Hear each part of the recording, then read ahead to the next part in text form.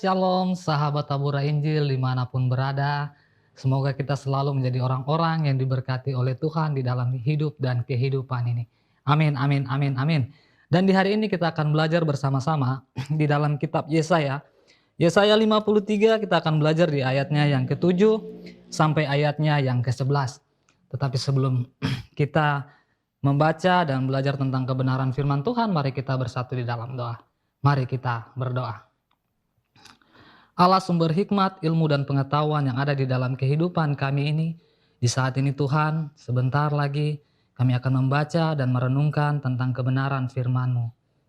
Buka hati dan pendengaran kami Tuhan, supaya firman-Mu yang kami dengar dan kami belajar di saat ini Tuhan, bisa menjadi petunjuk hidup baru di dalam kehidupan kami ini. Terima kasih Tuhan, inilah doa kami.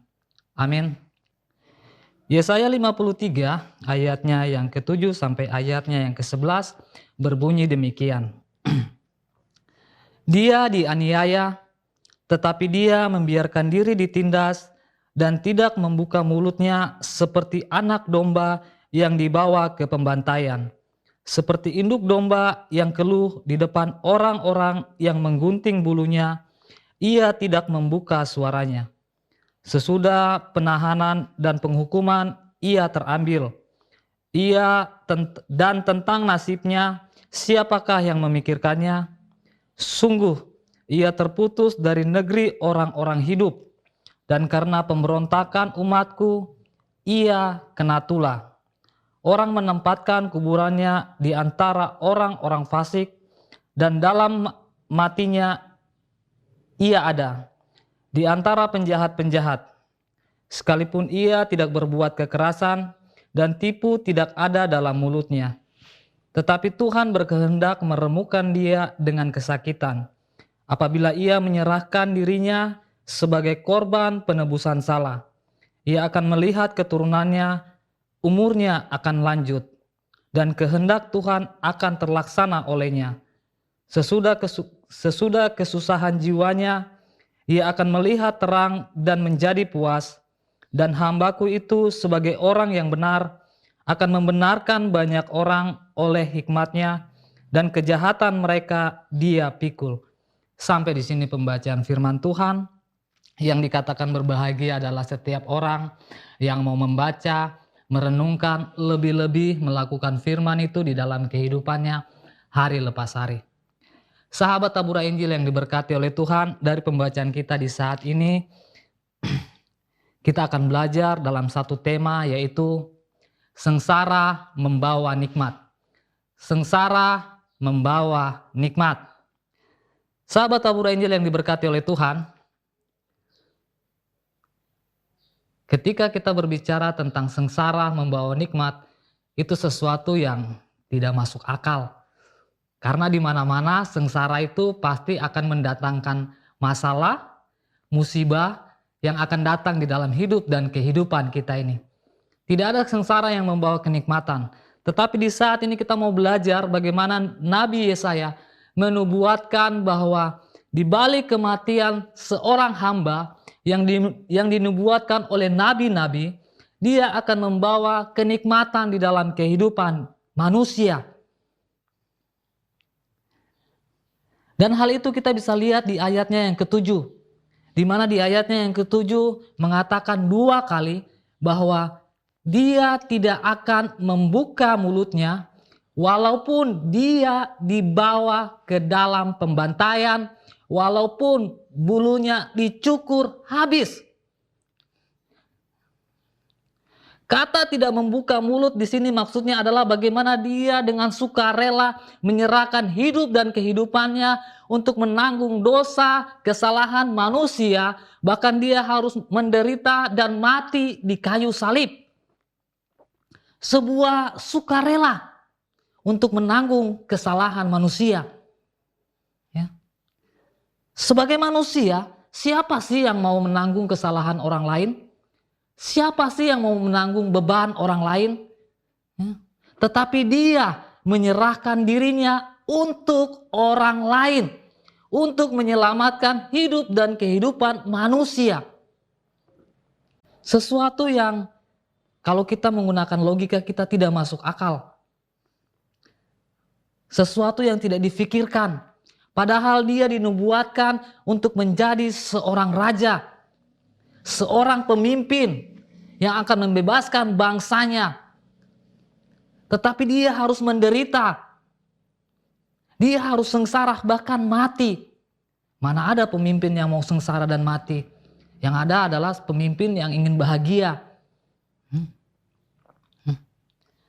Tetapi di balik sengsara dan kematiannya, ada janji Tuhan di dalam kehidupan dia sendiri. Ya.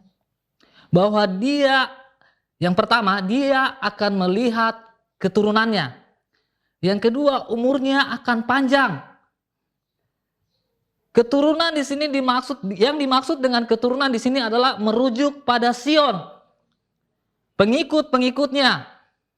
Keturunan yang tidak menunjukkan hubungan biologis, hubungan darah, marga, adat, dan lain sebagainya.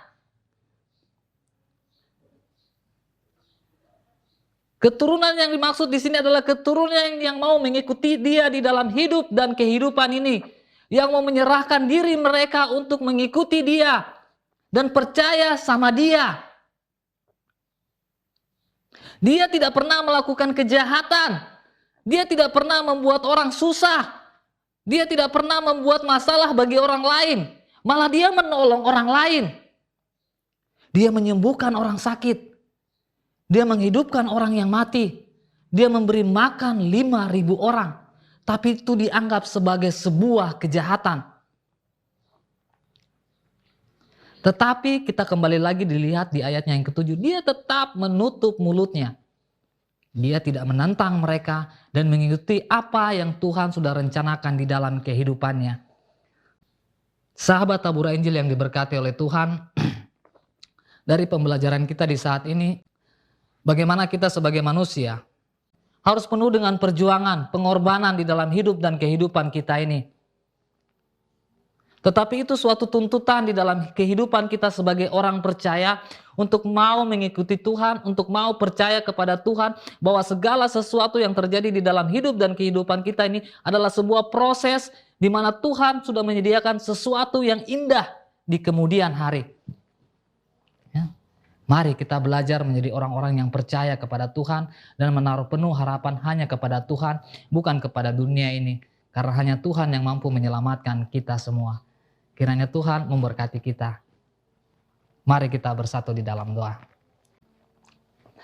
Maha besar Allah pencipta langit dan bumi, Allah yang berkuasa di dalam kehidupan kami ini, di mana di hari ini Tuhan, kami boleh mendengarkan firman-Mu, bahwa bagaimana sebagai manusia, kami adalah orang-orang yang telah diselamatkan di dalam hidup dan kehidupan kami ini Tuhan.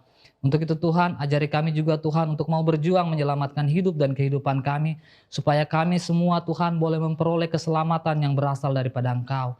Terima kasih Tuhan, terima kasih. Kami juga berdoa Tuhan buat semua sahabat Tabura Injil dimanapun mereka berada, di dalam setiap tugas dan tanggung jawab mereka, pekerjaan mereka, kiranya Engkau memberkati mereka semua Tuhan.